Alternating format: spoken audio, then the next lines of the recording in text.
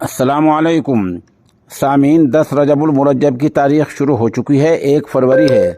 ख़बर का उन्वान है नाकारा बजट। मरकज़ी सरकार की वज़ीर ख़जाना ने आज जो दिन में 2023 का बजट पेश किया है उसके बारे में ये कहना काफ़ी है कि ये पूरे तौर पर नाकाम और नाकारा बजट है। ये इसलिए कि आम आदमी के रोज़ के जो इस्तेमाल की चीज़ें हैं उन पर सिरे से कुछ नहीं कहा गया और न उनके बारे में कुछ बोला गया। मिसाल के तौर पर आटा है, दाल हैं, मसाले हैं, सरसों का तेल है, दालें, जितनी चीज़ें रोज़मर्रा के इस्तेमाल की हैं, उधर गाड़ियों में पेट्रोल, डीजल, लोगों का किराया, बसों का किराया, हवाई जहाज़ किराया, रेलवे किराया, इन तमाम चीज़ों के बारे में कुछ नहीं कहा गया। अलबत्ता बीजेपी के जो मखौटे हैं वो सामने आकर लोगों को बताते रहे कि बजट बहुत लोगों को ताकतवर बना देगा।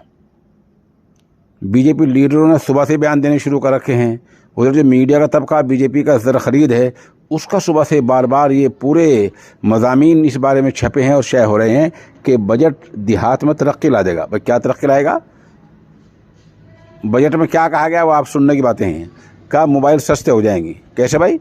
जिनको बैटरी का जो चार्ज है, जो कुछ टैक्स होता है वो ख़त्म कर दिया गया। मोबाइल की बैटरी का टैक्स ख़त्म कर दिया, 100 रुपये कम हो जाएंगे, 200 रुपये कम हो जाएंगे। और क्या कम होगा?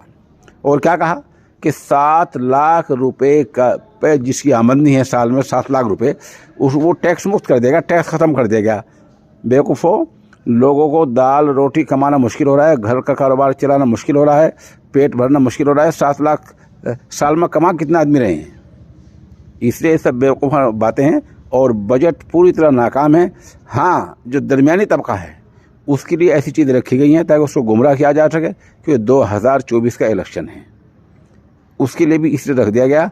वरना आम आदमी का इस बजट से सिरे से कोई लेना देना नहीं है। बजट में जो रोज़मर्रा के इस्तेमाल में आने वाली चीज़ें हैं उनके बारे में कोई जिक्र किया ही नहीं गया है।